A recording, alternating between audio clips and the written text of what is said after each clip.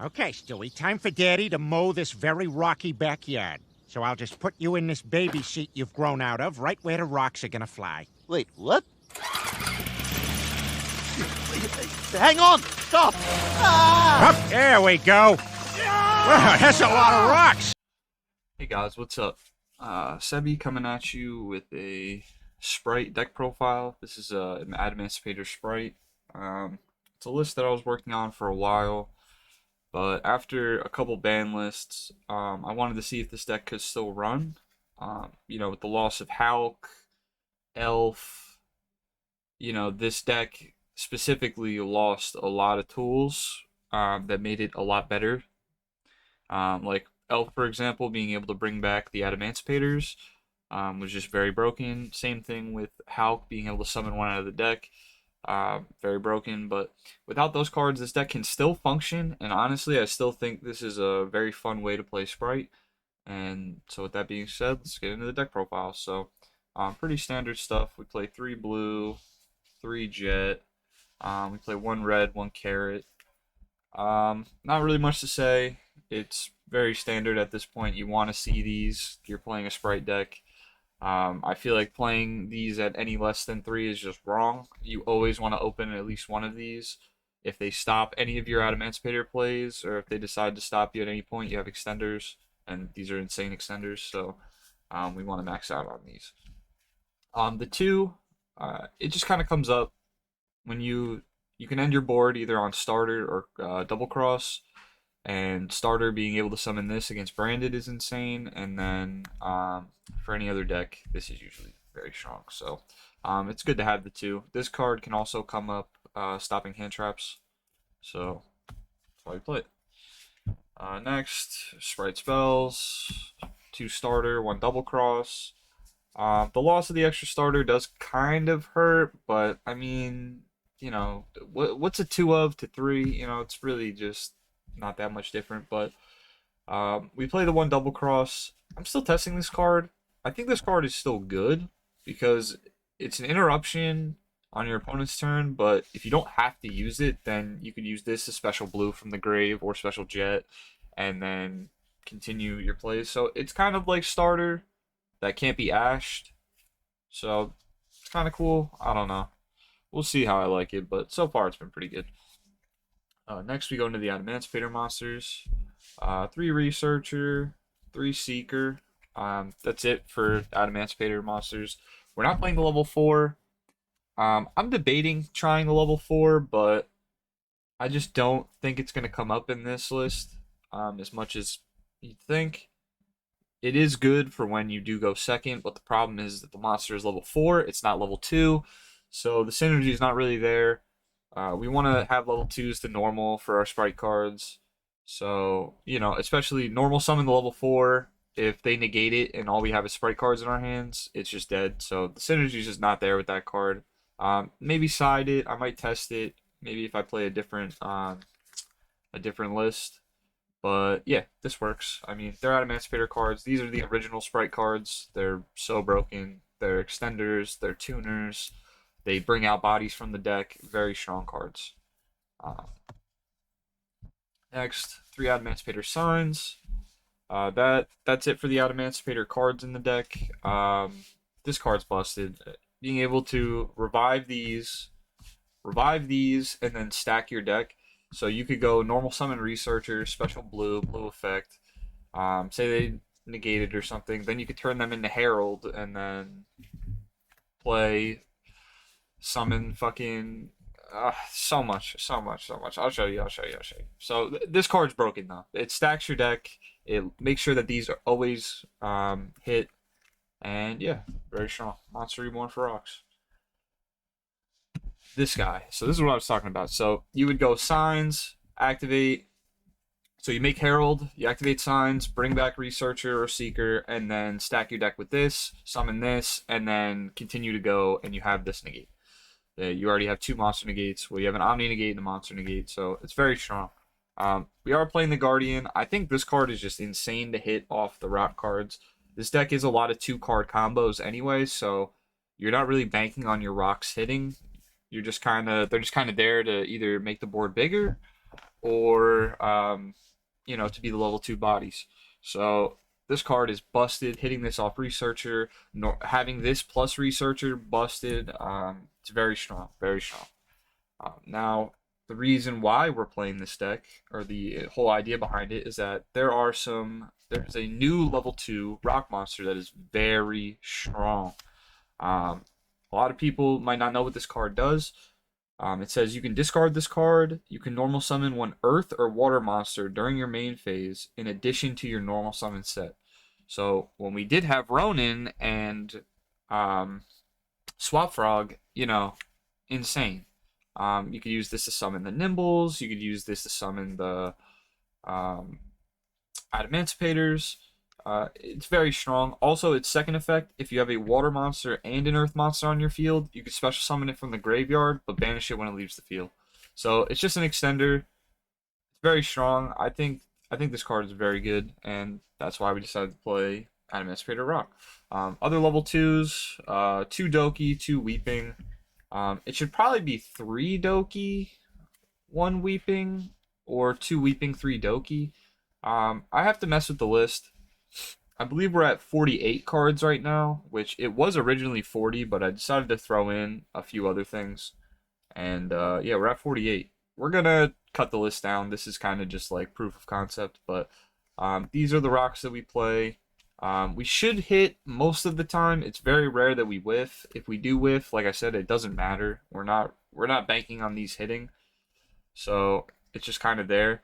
They're also just good cards. This, you could banish hand traps, banish the little rocks, any of the tuners, summon it, free level 2. This guy, if you draw any of the other level 2 rocks, besides these two, draw any of the Adamancipators, they tag each other out. But it's not that good. He's just kind of a level 2 in this deck. That's why we're not maxing out on him. And yeah, that's the rocks. Next, sprint stuff. We play 1 angler, 2 beaver. It's just a dump off sprint. We're not trying to really normal summon beaver, but if we do open the beaver, then it's still beaver. If we open the nimble, we can just pitch nimble and get the 2 without summoning sprint. So it's still strong. It's still good. We're just playing these just to dump off sprint. Next, what to summon off Gigantic. We're playing the Vampire with the Domination. So this is why the deck is 48 cards. These were new additions. Since we lost Hulk, since we lost Elf, I needed to find a way to make Sprint work in the deck, and we needed a way to not get blown out by all of the going second cards that are in the game right now. Evenly, Dark Ruler, and anything. Pot, like this is just an Omni Negate, and it can also win in time. If we negate and destroy a monster, we gain its original attack. So Vanquish Soul, they go to tag out, you negate, destroy it, gain 3k. Like, it's nuts. So we're playing it. I don't think I'm ever going to cut this. I really like this card a lot. It makes your opponent play very strange, because I always make sure to make it a point to tell them how this trap card works. The only way that this works is if this is still on the field. Right? So if this is on the field, this works. So yeah, if we get hit with like a kaiju or something, this is dead. But if they're kaijuing this, they're not kaijuing the rest of my board. And you know what I'm saying? Like, it's win-win there. Also, because it has 1200 attack, 0 defense, people think that they can battle phase attack over this, but we play double cross. We can just attach the attacking monster, and then now we have an Omni Negate, Sprint, Herald plus this. It's strong. It's strong. So these over. Next are going second cards, or our non-engine. 3 Ash, 2 Nib, 2 Imperm, 3 Tactics, 3 Pot. Ash, probably the best card in the format right now. It's really good against branded. It's not that crazy against Kashtira. In fact, it's actually really bad against Cash. But at the same time, it's not too bad. Like, if they just special summon Fenrir, you Ash it. You know what I'm saying? Or if they only have Fenrir, and then they try to activate Theosis, you ash it. Like, there's a few cases where this is pretty good. It also stops these pot cards. It does play into talents, but that's why we're not playing like that crazy of a hand trap ratio. 2 nib. Like I said, we're at 48. I don't think the third of either of these. It's gonna put us to 50, and it's gonna kind of mess with the math on the number of rocks we play. So that's why we're just playing the 2. I play the third of both of these in the side deck, and I also play crossout.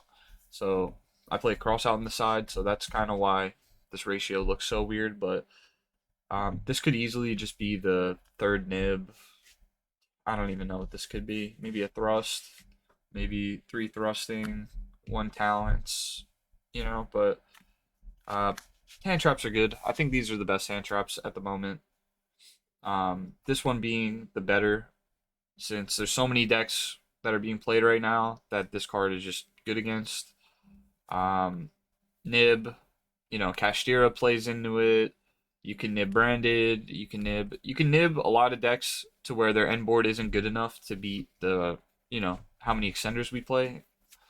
And then Imperm, it's good going second card. You can just turn off problematic monsters. Like if they arise hard pass, we just activate this. So it's pretty strong. Talents.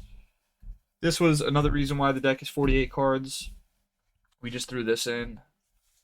Talents is strong. I didn't want to not play it. I think this is one of the best cards in Yu-Gi-Oh! Right now, outside of Thrust. So that's why we're playing it. It's just very strong. Being able to, because most of the time when this deck gets hand trapped, you can still keep playing. So we can play through the hand traps. So being able to rip a card out of their hand and just get perfect information, when we set up so many Omni negates, we always know what to negate. So it's never a big deal. We don't have to worry about negating Branded Fusion with a negate activation and then somehow getting another one out. And then we play Pot. Pot is consistency. It's a very good card in Spright, being able to just find blue, find jet, find starter, find a level 2, find an Adamancipator, find anything. There's so many extenders in this deck. So this card is always welcome. Also, we end on 3 Omnis. We activate this, get a hand trap. It's very unwinnable for our opponent. Next, we'll go into the extra. The extra, we're playing 2 Gigantic, 1 Sprint. Sprint's not that important in this deck. As you saw, we're only playing the 1 Angler and the 2 Nimble, so we only need the 1. We're never going to play into Unicorn Banish it, so it's not that big of a deal to play the 1. Same thing with the 2 Sprint, or the 2 Gigantic. The first one for the combo, the second one to kill them. So yeah, just standard I would say. Now for the card that kind of conflicts, but it doesn't. So Herald is something that we're gonna make off of the Adamancipators, but Herald conflicts with Sprint, where you can't make Herald before you make Sprint. So if you do make Herald before you make Sprint, then you're just going into a Gigantic line. You're not going to summon this. Or if you do summon this, you're not going to use its effect. You're just going to use it as like an interruption. So playing around Nib is kind of strange in this deck. You can either play around Nib and not summon this, or sometimes actually you can just summon this, go. If they Nib you, then you could activate signs, bring back your Researcher, use Researcher effect, and just build your whole board up again because this doesn't lock you. So, yeah. It conflicts, but it doesn't conflict as much as you think. So, we're playing this anti-nib. Cards from the main deck, sent from the main deck or from the hand are banished. Insane against Branded. Lobelion gets banished. Branded Fusion, all their targets get banished. A lot of decks just really struggle against the Floodgate effect, and because we're playing Double Cross, it's very hard to just attack over this. So, that's why we are playing it. Next, to the rank 2s that we play. We're playing Obimaru, Sky Cavalry, and Mannequin Cat. These cards, I'm kind of iffy on. I don't own the Insect Ninja rank 2. Otherwise, that would probably be this, just because that card is crazy. But this card's still good. Still, you know, being able to bounce problem cards with its effect is very strong. And it still makes Zeus. So, you know, same stuff. Obimaru, it just gets rid of, like, Nib Token. That's really it. Just kind of gets rid of Nib Token or banish problem, like, walls, so we can just kill them. Mannequin Cat, this card is busted. This card is actually crazy. So, if you notice, we're playing the Vampire Retainer. So, funny thing, if they ash you at any point, we don't have to summon this off Gigantic. We could summon this off of Mannequin Cat because it's a zombie. So, Mannequin Cat can get us to an Omni Negate, but also, depending on what types they have, it can get us to a Monster Negate. So, there was a time where I summoned this against a Kashtira player. Or I had this on my end board against Kashtira player. He specials Fenrir. I go effect, target Fenrir, summon this from the deck. Then he goes, oh, Fenrir effect. I said, okay, chain. And then he just loses. He has no idea what this card does. People forget how fucking oppressive the Guardian is. So, yeah, that was just GG. So, I thought that was cool. There's a lot of cool things you can summon off this card. Also, if they're summoning Darks, it just gets you into your Spright plays. It's a very strong card, and I would not play it. It's very broken. Next, Zeus. Round out the Exceeds. You know, it's Zeus. Gotta play it. Broken card. Card's probably gonna get banned, honestly. Then we're gonna go into the Link 2s. We play IP. It comes up in some lines that we just need a generic Link 2 to make. So, IP. We can also end on it. Against certain decks, this is a lot better of an end board compared to what we normally end on. Next, we play Dark. Again, just a generic Link 2 for Darks. It just kind of helps us. Like, if we're playing against the Dragon Link deck, any of those, we can take their Magnemut, and then we side Bystials, Magnemut, grab a Bystial. Like, it's very strong. It's Dark. Next, Phoenix, Cerberus, Utility. These are utility cards. I would not play this deck without them. You know, blocking yourself into 2s is a very hard lock, and you need to play removal, and you need to be able to remove things while also being under the restriction. So that's why we play these two. I would never cut them. This card always comes up for Nib Token, always comes up for problematic monsters. This card also always comes up. There's always some back row you need to pop before you go to battle phase, or pop a field spell, pop birth. Just popping the follow-up is just very strong. So I would never cut this card. Never cut those cards. Next, for cards we summon off IP, Appaloosa and Unicorn. Pretty self-explanatory. This one is for when we need to shuffle back like Alabaz, Cartesia, Quem, any of that stuff. We need to shuffle back just anything, honestly. I mean, playing in the mirror, shoveling back the level 2s they summon, shuffle back any back row, anything. It's Unicorn. You know what this card does. Busted. Appaloosa, this is for when they try to go enter battle. We can just quickly make Appaloosa and then hit him with the Omni from the Vampire, and now we're just sitting on 4 mat Appo. Or not 4, 3 mat Appo, and still Appaloosa, strong. And then the last card we play is Access Code. I didn't play this card for a while, but sometimes when you do your IP stuff, you just have Unicorn sitting there. You can just go right in Access Code. Also, the Adamancipator cards can just link climb so fast. So you can just go like this, into this, into this, into this, and then that's three pops off this. This popped something, this popped something, this popped something, or this shuffled something. So it's very strong. It's very strong. Also, the combo, like I said, it's a 2-card combo deck, sometimes 3. So you'll either have 3 cards in hand to actually do both of, like, all 3 of these, or if you only have 2, you know, Serb, this is still, it's usually game like every time. It's not even a question. Also, the Appaloosa comes up sometimes when you're trying to kill them, but you know they have Nibiru. You can just summon this for 4 and then do your Spright combos and not be worried. Like, you just summon this and then activate starter. It's game. So, yeah. Also, shout out to my puppy, Bubbles. It's a little bubbly. We got these custom sleeves. I believe we got these off yourplaymat.com. You know, very high quality stuff. Just do not get the ones with the border.